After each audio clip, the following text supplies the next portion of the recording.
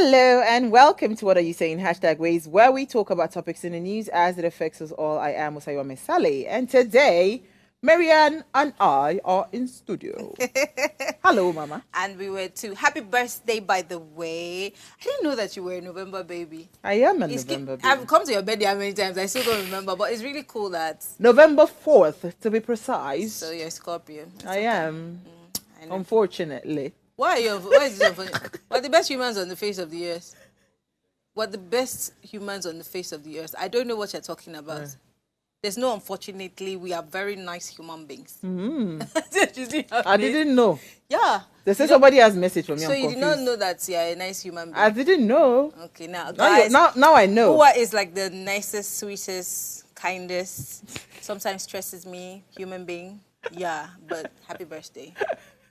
Thank you, Mama. You know what a comet is? They come once in a gazillion years, and you're a comet. Oh, thank you so much. Oh, now I'm blushing. Oh, yeah, who is the messenger? Happy birthday to you, Mom. I wish you long life and prosperity. Amen to all your silent prayers. Thank you so much for all you do. I remember the first day I met you. Let's not even go through that link. Happy birthday to you once again. I wish you everything good. Happy birthday, Ua. Long life and prosperity. God bless your new age. Thank you for being a great boss and the boss lady that you are. And keep up the good work. Thank you. Hey, happy birthday, Mom. I wish you the very best of the new year. God bless your new age. Happy birthday, boss lady. May all the joy you have spread around come back to you 100-fold. Thank you for being a good leader. Once again, happy birthday, ma. Happy birthday, amazing Oa. I wish you long life, prosperity, success, and everything great. Love you. Mwah. Okay, happy birthday, Uwa. Thank you for always pushing me to be my best. I've learned so much working with you. You're such an inspiring leader, and I love you. I don't know how I won't take to have this year, but you must give us groundbreaking projects. You must give us credit alerts. Supernatural breakthrough. Enjoy your day, ma, and I'm wishing you the absolute best. Happy birthday, ma. I wish you long life and prosperity. More years ahead. Have a great and wonderful day. Hey, happy birthday, ma. Many more blessings. May the good Lord continue to bless and protect you. You've been a source of inspiration to each and every one of us, and we love and thank you for that.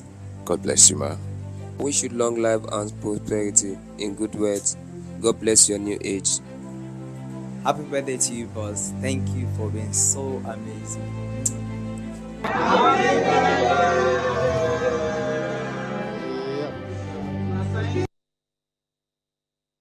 Well, so they had plans. Yeah. It's all right. It's all right. It's you have to be celebrated by the whole bunch, and that's honestly, really cute. I'm not a birthday person.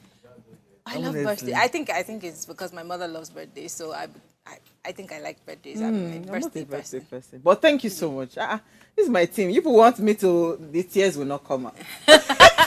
That's why you're a Scorpio. You don't have to hold your feelings. Hold it. My papa said your heart be like rock. I say yes. That is what has sustained my life. All right, so it's a Monday, of course, as you know, in line with what we do every Monday in partnership with Enough is Enough. Right, we want to discuss the legacy of historical activism against gender-based violence in Nigeria. So for decades, women have been subjected to various forms of violence affecting their safety and well-being. Addressing these issues requires a collective effort. So historical context, right? Gender-based violence in Nigeria, there's been systemic inequalities, forms of violence, social barriers. You know, for systemic inequalities, some societal norms undermine women's rights and limit opportunity. Of course, there's domestic abuse. There's also restrictions on autonomy. Pioneering activism in Nigeria, or activists in Nigeria's fight against gender-based violence are Hajia Gambo Sawaba, Bisi Adeleye Fayemi. We also have Oluwa Sheun Ayodeji Oshowobi. Then we have Obi, of course, you know her, Obiageli Ezekwesili. Of course, profit organizations that are combating gender-based violence rather today are organizations like Stand Up to Rape, Women's Rights Advancement and Protection Alternative, Project Alert, Violence Against Women, then Mirabel Center. In fact, Mirabel Center, I met them many years ago. Well, I mean, there's several non-profit organizations combating gender-based violence today, like you have said. Project Alert, Women's Rights Advancement, Rebel Center, etc.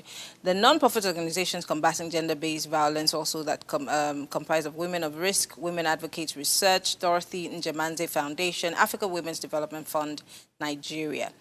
These are some of the government agencies that are combating gender-based violence today.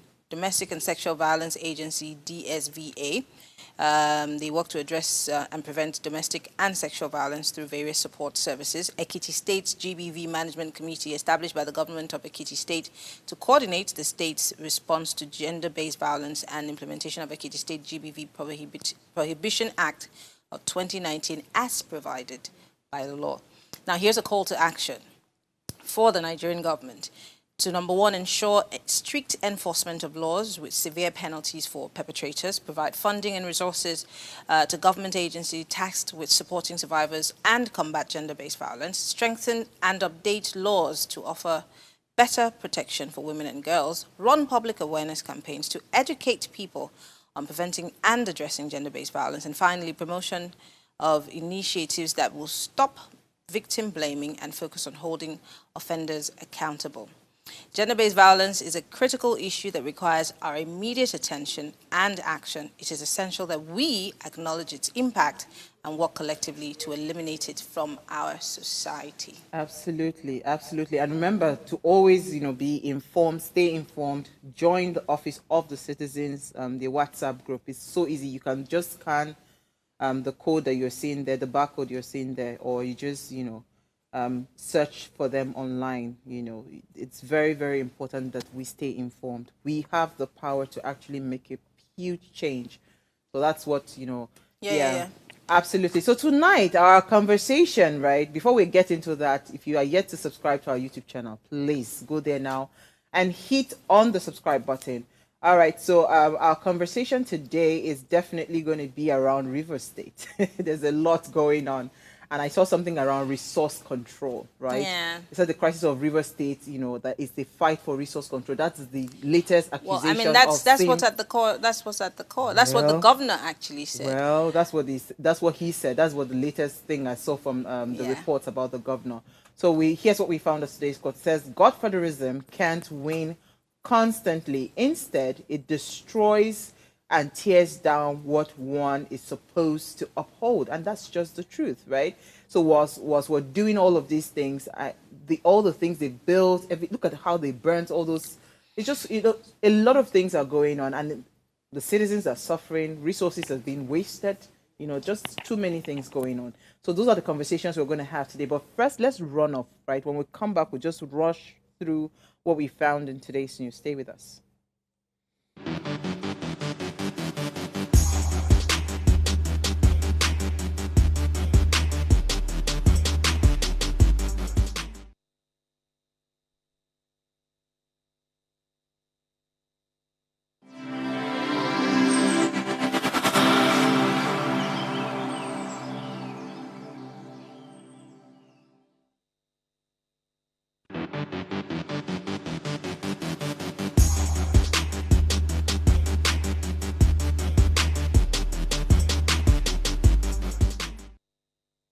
All right, thanks for staying with us now. Job Action Day is a special occasion that lights up every first Monday in November. It's more than just a day. It's a day dedicated to reflecting on your current job and career path. It's an opportunity to evaluate your job satisfaction, work-life balance, even though there's no such thing as balance. It's just, they call it harmony now. And career goals, research potential career path, and also join openings, job openings that may align with your interests and skills. It's also a day to connect with industry experts and build relationships that can help you advance your career. So considering taking courses, attending workshops, or earning certifications to enhance your skills and knowledge. Now, you can also support initiatives that promote fair wages, safe working environment, and employees' rights. Yeah. You wanted to say something? It's a special day. Very, very special. A very special day. So the cis intern of mine that was trying to ask me some very, young children are very, very intrusive. do you enjoy your job? I can tell. I see it in your eyes. Even when you complain, but you just... And I said, well, I don't think there's any other job in the world that I do this well. Not because I can't do other things, but this is where I feel like I'm value adding. You wake me up in the middle of the night and ask me anything in my area, I will give you the answer without batting an, and I won't even complain. Even if I murmur that, oh, I'm supposed to, I light up. You still do it. I light up. It's the best job in the whole Absolutely. world. And I tell you what, I didn't set out to want to be a journalist. But this job happened to me, and ever since then, I think I have job, you know, work satisfaction. Now, is there a work-life balance for this job? There's no such thing in media. In the media, No you such take your thing. work home. I remember when I used to have a lot of migraines, and my doctor would say, "Do you take your work home?" I say, "Sir, what kind of question is this?" We are sleeping. The topic Literally, is you're dreaming about the next day's topic or what's going especially to come for out in live the shows that news. are daily.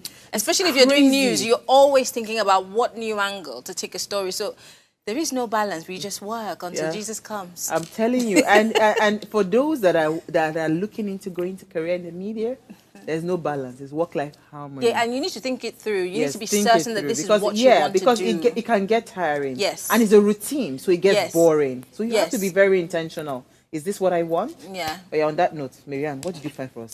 When you finish your story, please, I'm trying to understand this story. Because I didn't understand it. You help me help Why myself. did you make me laugh my Christmas laugh? What's all this? Go ahead. Anyway, this is what I found in the news. Something I tried to look for something that was different from all the madness that's going on in the news today. Now, this is a story from the Sun newspaper that says deregulation will crash airlines' operating cost and create jobs. For those of you who do not know, right now, to fly from here to any part of the country is like 250K. Absolutely. How much is your salary? So this is why this story is coming up. Apparently, in April of this year, the chairman of Dangote Refinery Group, Aliko Dangote, pledged to work with Nigerian Airlines to provide aviation fuel at a consistent price of 980 naira per litre to all airports nationwide. He made the commitment during a meeting with the delegation from the airline operators of Nigeria at the company's headquarters. Now, during that visit, Abdul Munaf Sarina urged Dangote to facilitate direct access for domestic airlines to obtain aviation fuel from the refinery at a more affordable rate. Because you see, the truth is, fuel is what powers this whole country, whether we believe it or not. Aviation fuel, generator fuel, car fuel. This is why we're all suffering. And I was just complaining to you about how much I had to pay to move around today, and it's ridiculous. If Dangote is willing to help this happen, then this whole 250K that we're paying, because I'm just thinking, who's going to fly? Who's going to be, really, who, to go both ways, you spend your whole salary. And if you... Who earns up and to 500,000 now? And if you earn more than a million... My sister said she wanted to hire someone and she was going to pay person. I said, I'm here. I'm jobless. And you know, I said, give me work. Sincerely, I will abandon everything and be working 9 to 5. I would even take a second job right now. Because, of course, I'll take that job. So that's what I'm saying. If Dangote is truthful about wanting to, you know, help us with the aviation fuel situation or jet fuel situation, it might really go a long way, and there might be more jobs. As you can see, for the past 1 month, many airline operators have been shutting down operations. You click, you not see any seats. They would cancel the flights because there's no fuel. They're not really going to tell us the truth. And so the only way they can recoup, I flew an airline that was half empty some days ago. And the truth is that people can't afford it anymore. And so for them to not just fly empty planes back and forth, they hike up the price so that they can make up for the empty seats. And for how long are they going to do that? Yeah. Equatorial Guinea official arrested over 400 sex tapes with VIPs, wives, and sisters. So the Director General, National Financial Investigation Agency, Equatorial Guinea, Baustessa, I think, and Ngonga, has been arrested for allegedly recording over 400 sex tapes of wives of notable people in the country. This thing was discovered whilst he's being investigated for a fraud case, and they found. So you see this thing that is happening with Puff Daddy. There are many Puffs. No, but you everywhere see, in the world. what I think, When I saw this, I say, hey, what I think is 400. happening now is that because, you know, these things had been happening before. Oh, With reckless yes. abandon. There was no social media. But there was no activism on social media. There was social media, but then the awareness was not there. And now people are using social media as another news platform and outlet to push these things. So people now know. And when they say, where's your evidence? They push it to social media. Because again, there's that whole thing of law enforcement recognizing who's powerful, who's got money, who's not got money, you know. So now people know that, don't worry, damn the consequences, and put it on social media. Look at this guy. He looks very unsuspecting. I'm telling you, very decent decent looking, and a government official. Daddy, wa. Let me tell you, I'm sorry, I know it's night time, so kids go to bed. How are you having unprotected sex with so many? You're raw dogging a lot of women. You're not even worried about yourself, sir. How many women are you raw dogging? Hey. You're a dead man walking. How is this even... And women, why are you letting someone raw dog you? Miriam, stop looking at me. Face the camera. It's madness, isn't it? And I'm just thinking to myself, wow, we're in trouble, women. And she's saying it with good English, raw dogging. We'll see you guys tomorrow. I said tomorrow. After the break, let's talk River State. Stay with us.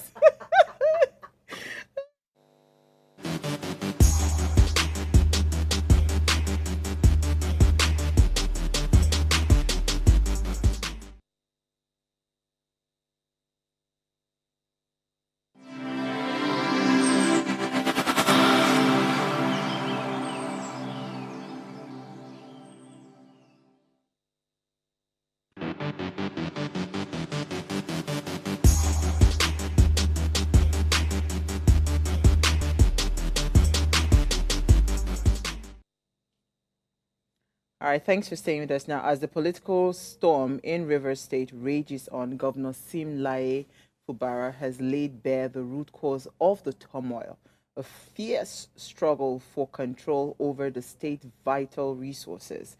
In a candid address on Sunday, Fubara asserted that competing interests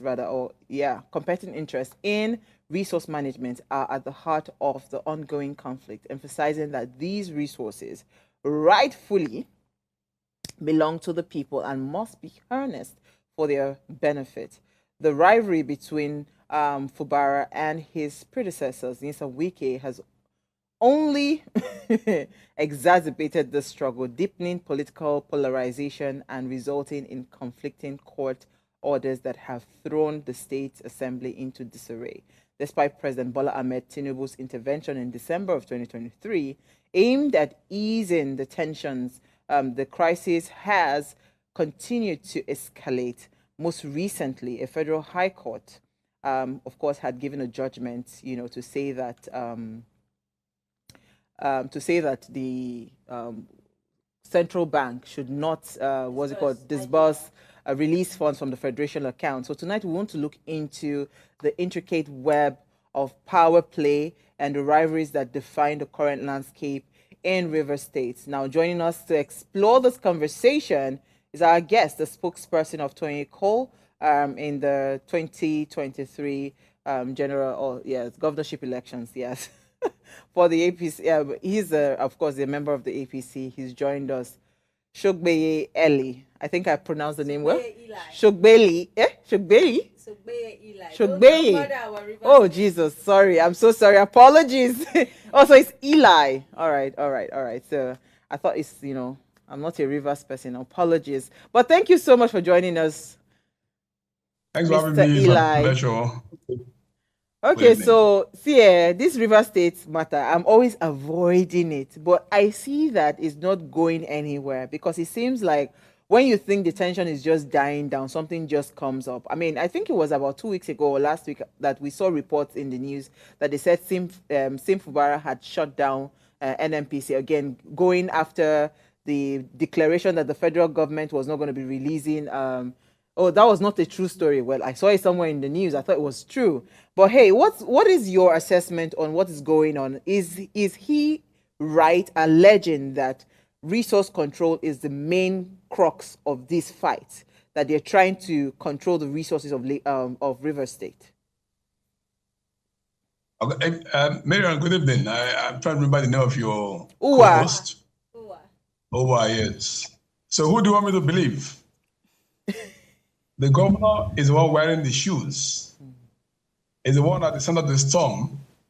Because I intend to believe him. I tend to believe him because up until now, those who want to impeach him on October 30, that crisis happened in the assembly, have not told us what exactly he did that called for the impeachment. And all of the brickbats back and forth that have gone on for a year now, they have not told us. So even the governor said before now said this was a fight between father and son.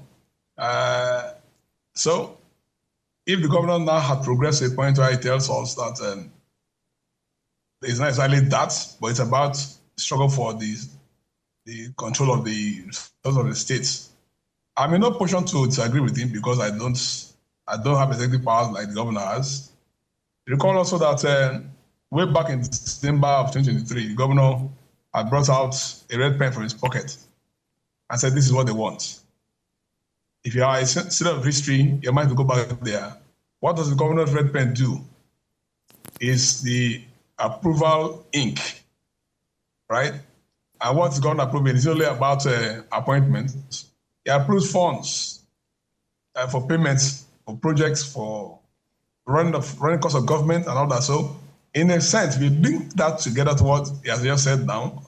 You won't agree with me that, and if you go further to explore why those who had defected from that assembly and had by force of law lost their seats are running around the courts to secure judicial cover and asking the governor to bring the same budget that had been passed, implemented through three quarters, and getting ready to learn that budget at the table of assembly.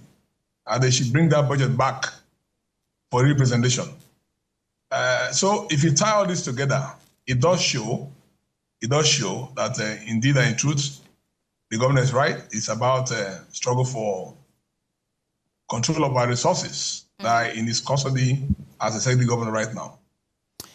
Mr. Eli, let's backpedal a little bit and go to the genesis of this issue. I mean, in fact, let's stay in the middle. We all know how this started. First and foremost, you are in the opposition. We all watched how Fubara seemingly was foisted on the people of River State, being that he was not necessarily who the people wanted. But here we are. He's now your governor. And then the person who put him there is trying to, again, in quotes, get him out of office. Now, there was a court judgment just last week before the weekend, that, of course, ruffled the feathers of many, and especially the governor, who said it doesn't matter to him. He's going to pay the salaries of the people and, you know, life goes on, as opposed to what he has said today. Tell me what you think about that court judgment, because many would tell you that Obasanjo did it. He tried to stop the funds for Lagos State when Mr. President himself was governor of Lagos State. Mr. President also was the man who invited your governor to a meeting of sorts, saying they wanted to have some sort of peace treaty, which led to the governor pulling out of a case, even though he wasn't the prosecutor of that particular case, or he's not the one who actually filed that case. Paint a picture to my audience as to why the government of River State, the governor himself, and the people have been embroiled in this whole drama. Okay, so Mira, let's look at it this way. Ordinarily, would that judgment even be before us now, when we're aware that arising from the same judgment that the judge tended to rely on, which was delivered on January 22nd of this year by the Lord, the Honorable Justice James Kolawole Motosho of the Federal High Court, Abuja, directing, amongst other things, that the governor should represent the budget to the faction that had defected and thereby lost their seats. That matter had gone on, even when the president intervened and asked that party should withdraw. Like you rightly pointed out, the governor, who is a defendant, by 11 defendant, that's it, ought not to withdraw. Normally, the practice in law is that a judge calls a matter in court. After the registrar called the matter, parties announce appearances. If there are withdrawals, it is the party that is beginning, the plaintiff, that withdraws or announces the withdrawal, and then the other defendants are now inclined to follow suit if the party are going to set out the courts. But in this case, maybe the governor acting out of sheer deference to the president as the father of the nation, thought that probably, I'm sure also you're aware that the Attorney General of the state at the time was my evidence law teacher, Professor Zach Zadango, learned senior advocate. I gathered that he advised the governor to withdraw as chief law officer. I also gathered that the governor said consulted E.C. Okala, again, learned senior advocate, both respected, and both of them, on the strength of that advice, he withdrew. I'm sure he did that in good faith, thinking that the other party will also respect the president. However, the question to ask is, what has the president done since this judgment came down? Which, of course, reflects what has been going on for a while now. Every judge in Friday court that stands up, sits on a matter, refers to a multiple judgment as the locus classicus, not minding the fact that the governor has withdrawn. And with that, of course, Edison here was 17 defendant, also resigned his position as Speaker of the House and being appointed as Chief of Staff to the governor. What that means in effect is that suit went undefended. So in law, we call that special of judgment a consent judgment as it were. So when the governor approached the appeal court to seek redress, appeal court rightly or wrongly, if you like, did not oblige him his prayers because as far as appeal court judges were concerned, he had the opportunity to say his mind or defend his own side of the story at the trial court, but did not. So here again, we have a situation where politics or political interest was allowed to override the law of the land. So that's why we have this mess now. Otherwise, when the governor haven't gone ahead to appeal further to the Supreme Court, every judge in the court below, including Justice Joyce Abdul Malik, who delivered judgment on Friday, should have gone ahead, knowing that that subject matter is already pending before the Supreme Court. So this conversation is not necessary to the extent that we're waiting for the Supreme Court to speak, whether or not it will tilt in the same direction that the court appeal traveled, or whether or not you take judicial notice of certain critical elements in this fight. Recall also that if you look at the presidential directive from the intervention of President Bola Ahmed Tinubu in December of last year, the 8 points, if you look at the document again, if you can flash on the screen, I think the governor had only 1/8 on the side. The other 7/8 are completely against him. But again, I heard him say it was on a death sentence. I want to believe that he's a man who is inclined to approaching peace and governing states with an open mind. Unfortunately, he's up in arms with gladiators who are not running on the same frequency with him. So if I were the judge who had that matter before and then gave that judgment, I would reserve judgment until the Supreme Court speaks. Because whatever she has said now cannot come into effect. Of course, I'm aware that the governor's lawyers already filed an appeal for state of execution. So between now and when the Supreme Court to speak, the Supreme Court speaks outside of what she has said, it makes nonsense, absolute nonsense for a judgment. And I think that for judges who are abusing justice in our courts, it's incumbent on them to be extremely circumspect, so we don't reduce the judiciary to a theater of the absurd, where pronouncements of judges do not carry the force of law to compel obedience. Because see, whether we like it or not, the facts of any matter are known to the public.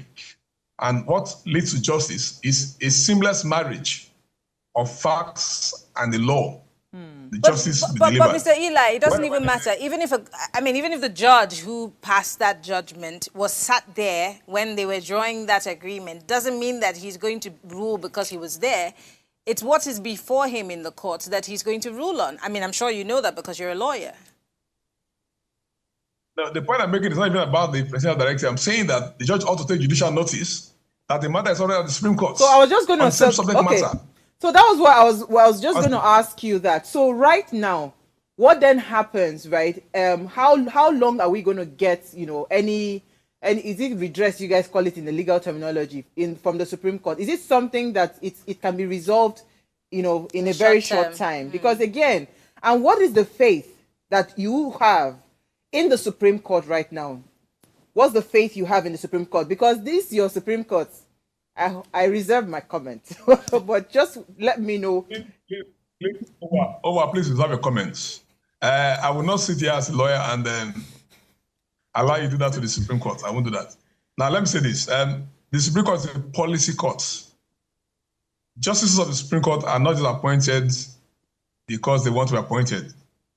A diligent process, a thorough process is put in place to appoint a judge with found worthy in terms of experience and character to sit on the bench of the Supreme Court. Realizing also that the Supreme Court is the last bus stop. When they say the judiciary is the last hope of a common man, you can as well say the Supreme Court is the last hope of every Nigerian, all right? Or everybody that does business in Nigeria.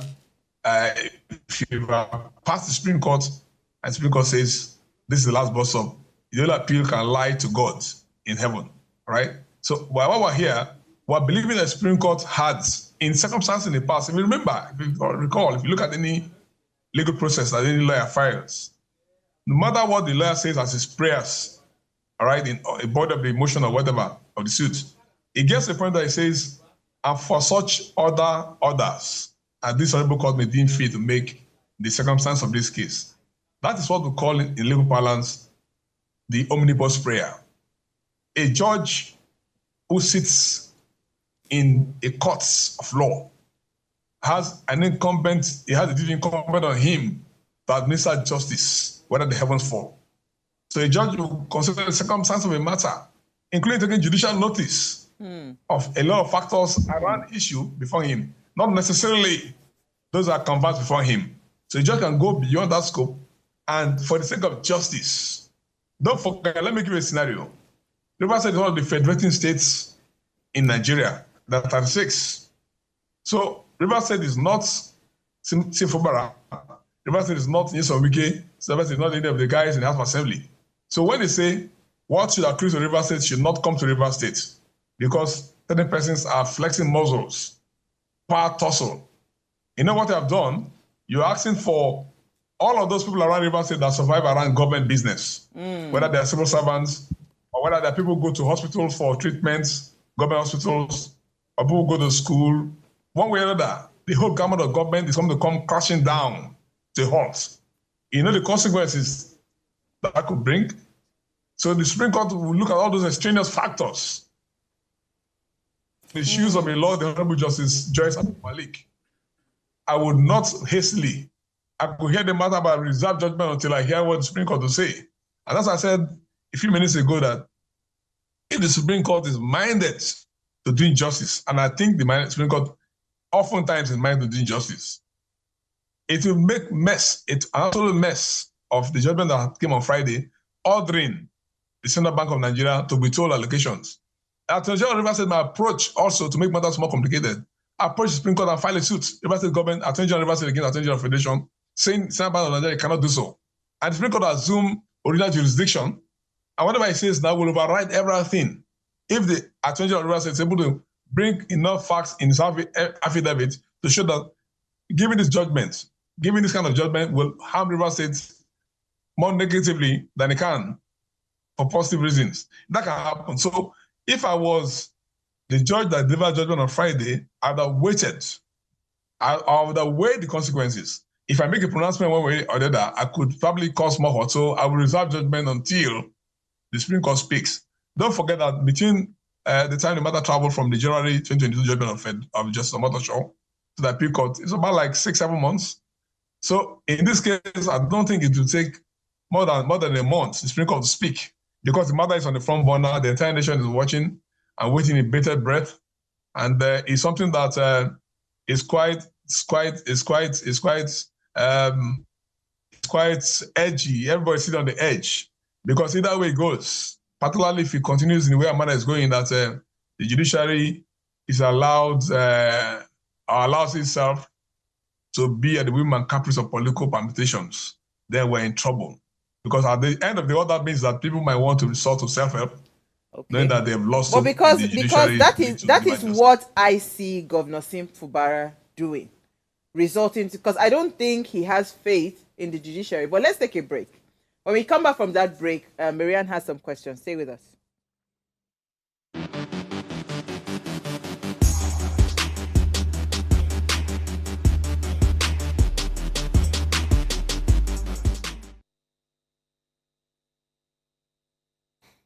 All right, if you just tuned in, we're still having the conversation on the River State crisis as Fubara reveals battles, of course, for power and resources. And of course, we have our guest. He's a member of the APC. He's also a lawyer, Sogbeye Eli, and he's joined us virtually.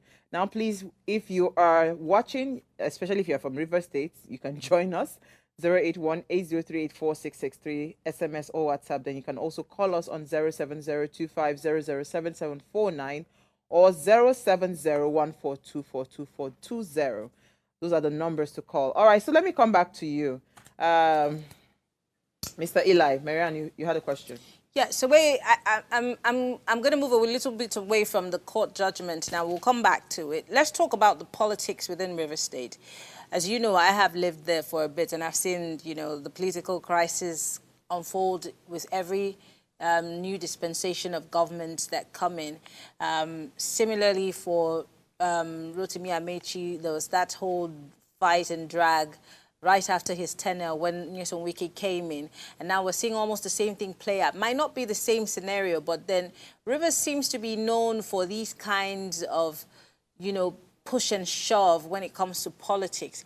And now everyone is pointing fingers at Nyesom Wike to be at the center of this particular situation. Now, you obviously are a member of the APC, and you seemingly are speaking in favor of a governor that your party was bullied by, and then, of course, now he's the governor. Why are you speaking somewhat in favor of Governor Sim and the PDP? Okay. Miriam, before I take your question, let me just clear the last bit of what our sister said before we went on break. The governor, as far as I know, is not resort to self-help. In law, if there's a judgment that's against you, you can file for stay of execution along with appeal papers. So I think on this matter, that's what he has done. And I wouldn't say that's a sort of self-help. Now, back to you, Marian. I sit here as a Rivers man, first and foremost. I'm a Rivers man before I became a member of a political party, right? So, but past the level of political contestations that make me speak against the governor, when we're in the political ring fighting for power ahead of elections, I would speak for a campaign, I could do that. Now, it's won the election. INEC declared the winner. We contested the matter at the level of the tribunal. They did all sorts of things, all right? The tribunal ruled that he won the election. Our candidates moved on to the appeal court, all the way to Supreme Court. Now, the judiciary haven't affirmed him as governor. He commands obedience of everybody, whether you're PDP, APC, or Zenith Labour Party, or Labour Party, indeed, anyone. So that's why we're here. So now we're speaking at Rivers people, looking at issues dispassionately, out of the lens, away from the lens and color of partisanship. That's what we do now. So you rightly mentioned you've been here. And Marian, if you recall from when you were here, it is just one single factor. And I say it unabashedly. University was not like this. We're never like this. We're people of decorum. We're decent people. The nation knows us to be peaceful. Mr. Eli. University was a Wait, well, he does have a point. Let me take Samuel. We are outside there. Kuku no live for Rivers. There was a Peter Odili. Let me take Samuel. Samuel live. Oh, he needs to turn down the volume of his sugar. Okay, so when you call, turn down or turn off the volume of whatever device it is that you're watching us from. Well, my sister went to River State University, right? So, and she had a fantastic 4 years in the university. No wahala. But the thing I just don't understand why you guys always like to fight each other, because there was Amechi, and that's the only thing I know. There was Amechi and there was Wike. Now there's Wike, there's Fubara. My darling. Before Anodili, they had the Bielsa. But let me take Samuel again. I hear his back. Then I'll come back to you. Please don't forget your thoughts, Mr. Eli. Go ahead, please. Samuel, are you still there? Okay, Mr. Eli, please go ahead. Sorry, I think that we lost that caller. Go ahead, please. We're having like this at Rivers people. I grew up here, I was born here. We're decent people, and everybody had our one city called Port Harcourt as a home. Mena was there, she had the best of times. She can tell that to anybody. This crisis was thrown in 2013. We had a successful PDP convention. 2011. The new executive committee emerged. We moved to Abuja, had the national convention, and suddenly from nowhere, a court matter arose from Abuja, and the chairman of the party, Chief GRK, and others were thrown out. That's the genesis of this crisis. And from that point until now, Rivers police have been so bitterly fought. And that's why the same dramatic personnel that fired that confusion are the ones at the center of this crisis. Okay, sorry, Mr. Eli. I hear Samuel is back. I think he's trying to get a word in. You're live. Go ahead, please. Hello? Samuel, are you there? Oh, I think we're having troubles with this line. Yeah. Okay, let's just move on, please. Please go ahead, Mr. Eli. Apologies. Yeah, so if you do a forensic audit of how Rivers police became this ungodly, this ungentlemanly, and were in the news for the wrong reasons always, you're going to find the same fingers at work, disrupting the peace of the state for their selfish interests. And it's enlightening self-interest of those people to back off now, because these are becoming notorious people when it comes to power politics in Nigeria. Mr. Eli, in all of this, right, because what you're saying same elements have been the one causing this trouble, right, disturbing the peace of the state and trying to tear the state apart. What is Rivers State people doing about it? What are they doing about it? I thought the power truly lied in the hands of the citizens. What are they doing about it?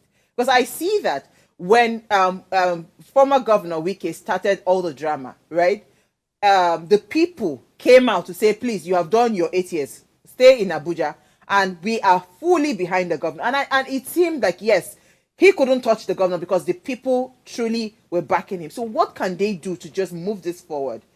Is Samuel back again? Hey, Samuel is trying to talk. Okay, Samuel, you're live. I hope we can get you now. Samuel, can you hear us?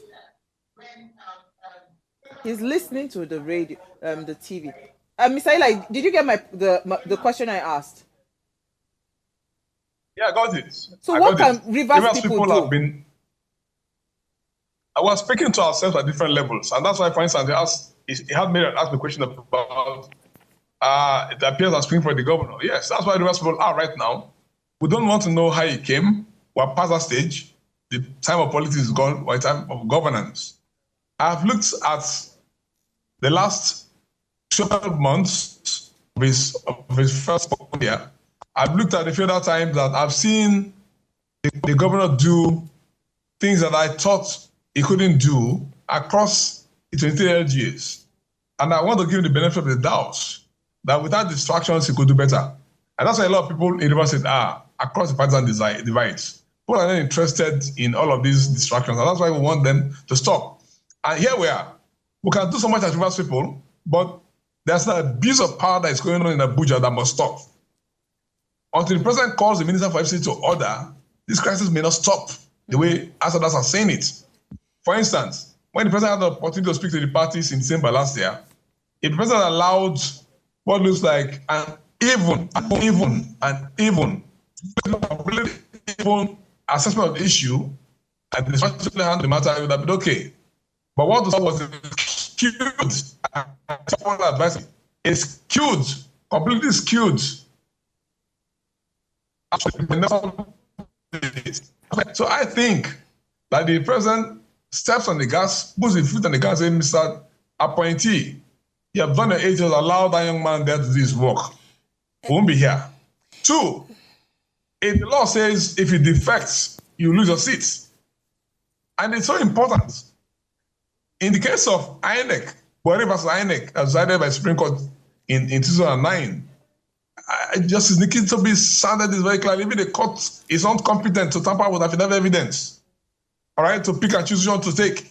Now we have people who have defected and have brought an affidavit for a court. Okay. And yet we are turned a blind eye. Mariana, I know you want to come in, but so somebody is sending a message and sending the court order, RSHA versus CBN, and it says, this is a certified true copy of the Federal High Court judgment on Rivers allocation. It says, if you read through, you will see all the points the judge made before taking the decision. Your guess is not being factual. If we allow Rivers State pass the budget of a state with just 4 assembly members, tomorrow other states will do same, claiming it is right. Do you want to comment to that, then, Marianne? You want to add? Yes. Sogbeye, before you speak, just before you speak, Sogbeye, INEC chairperson has explained himself also, because, you know, some of the argument has been that INEC has not spoken, because you raised the case of, you know, a 4-man House of Assembly and, you know, the people who have defected and their seats becoming vacant. Now, this is what the chairperson of the Independent and National Electoral Commission, Mahmoud Yakubu, I beg your pardon, said. He said that the conflicting court judgment on the ongoing crisis at the Rivers State Assembly has left the commission confused.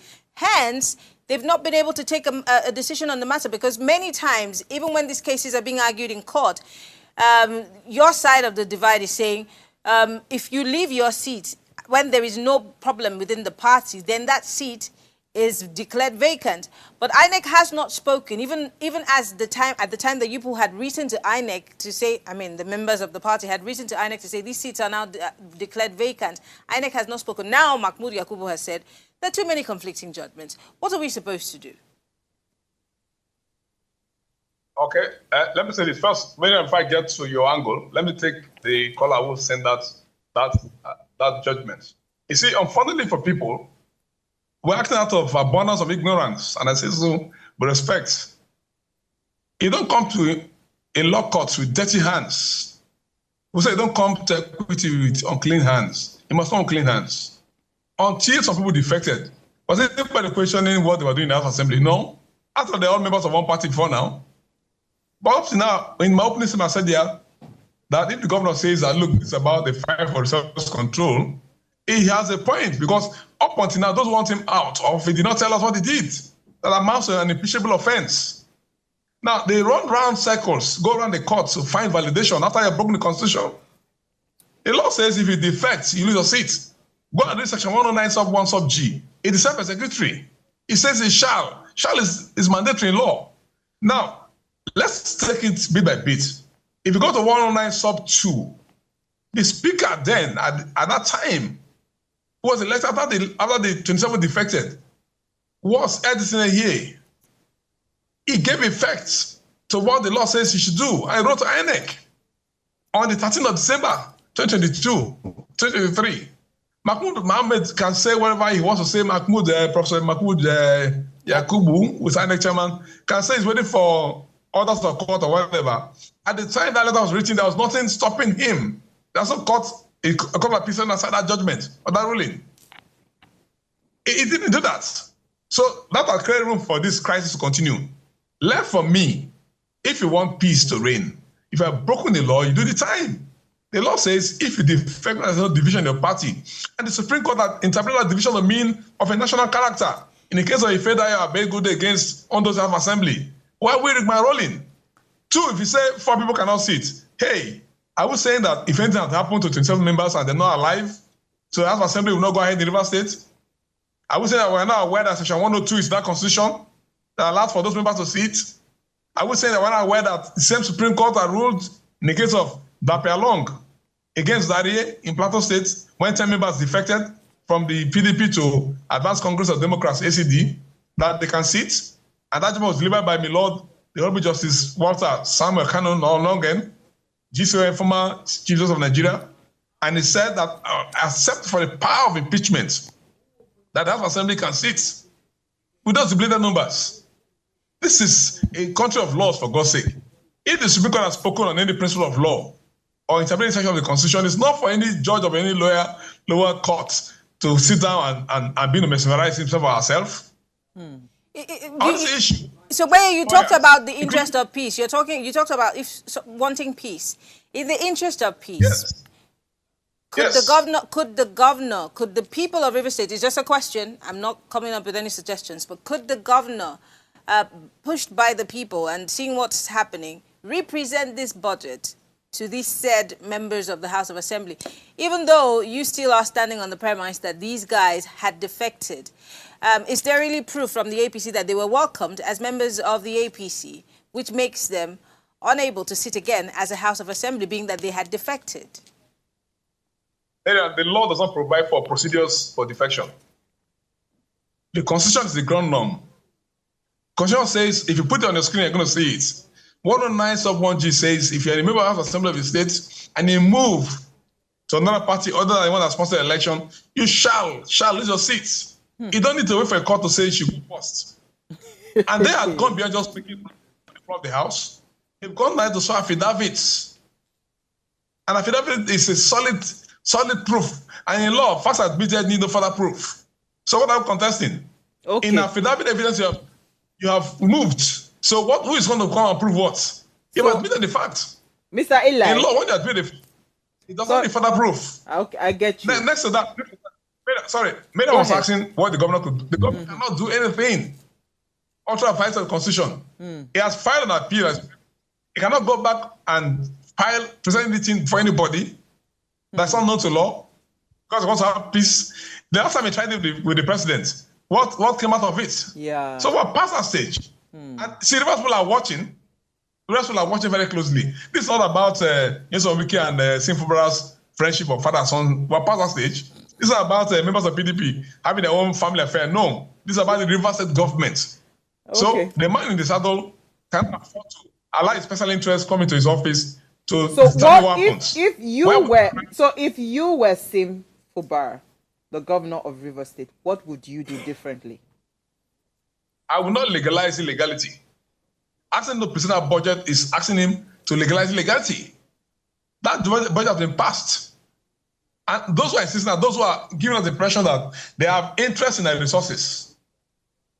Whatever was issue that was between you, you have not told us why you wanted to pitch the governor on October 30th, and by December 11, you announced defection, and then you come back and tell us that it did not defect. What they should be facing is trial for perjury, for lying on oaths. So how do we move forward? Because I love peace, right? If you, I'll go back again. If you were Sim Fubara, what would you do for peace sake? He has done what he should do. He cannot do otherwise. He cannot afford to romance these debates. Okay. Because they are from simple. Where we are now is a court of law in River State now backed Edson here to sit on the speaker's chair, and it gave effect to section 109 sub 2. INEC should conduct elections. Those gentlemen on the other side who are causing trouble should present themselves for re-election. Okay. If we're satisfied to vote. So wait, finally, before we let you go, I remember at that meeting that was called by the president, we had former Governor Peter Odili, who one would call an elder statesman. And there are several other statesmen who have waded into this matter. I could go on a long list of them, you know. What are they doing to wade into this matter? Because it's gone beyond, you know, what we're looking at now. And it's the people that are suffering. And if good governance doesn't come to the people of River State, of course, these elder statesmen and these are the people who seem to be friends of Mr. President and the governor, the former governor, would be pointed fingers at. So what are they doing, especially former Governor Peter Odili? I think, man, I wouldn't be in a position to speak authoritatively on what they're doing right now or what they have not done. But I know a lot of things are going on. But the buck in this crisis stops on the president's legs. If the president of the Federal Republic of Nigeria today, President Bola Ahmed Tinubu, steps his feet on the gas and calls his appointee, Sogbeye, to order. Similarly, Fubara is governor of River State, elected by Rivers people, so his employers are Rivers people, not the president. The president has an employee, he's an employer of his employee, Sogbeye. So if Rivers people calls him and the president calls his man, first and foremost, that will solve the problem. Don't forget here that we're relying on a judgment by Justice Omotosho that gave judgment in January of this year, upon which every judge is falling behind to harass the governor. But don't you think that the president already, I mean, Wike is acting the way he's acting because he feels he has the president's full backing? So how do you think, you know, it is going to play out? But we have 1 more minute.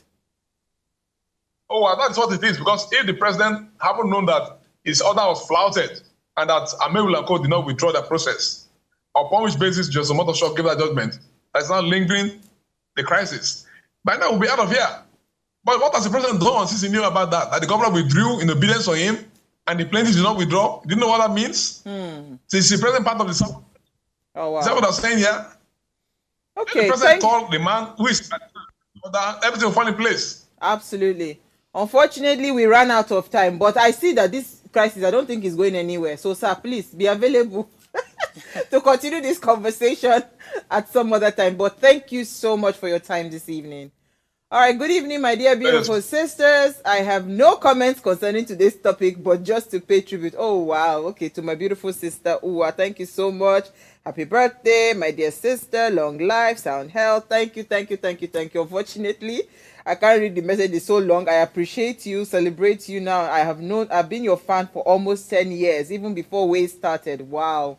And will forever be. You are such an amazing and wonderful anchor and host. Remain blessed and stay happy always. I will. Love you loads. Thank you so much. Daniel Ilo, our Ways regular fan. Marianne. Yes. River State. Well, I've lived there. I have. This is my sister lived there for 4 years. She was in the university. She was having a good time. She had no business with politics. I literally was immersed in it over and over and over. And I think one of the reasons why my parents were very excited that I left Rivers was because the politics was becoming a bit much. But like he said, it started with the same crop of people. The same crop of people who started and it are still the one. in the thick. And unfortunately, Nyesom Wike sticks out as a sore thumb in this particular issue. One does not know where this particular matter will end. This is really sad. Yeah. It's so sad. And for me, I would say it as a Port Harcourt girl and someone who's lived there that in all of the politicking, let's not forget that there's a governing. No, that Rivers State holds the most oil in that area. Entire region. You know, so whatever we're doing, we're playing with the resources that feeds the whole nation. So let's we have to be careful. Tread carefully. So someone says lawlessness cannot change the constitution. Rivers State is above any individual. Okay. We'll see you guys tomorrow at 8 p.m. Go on YouTube and watch Heartlines at 9:30. Bye.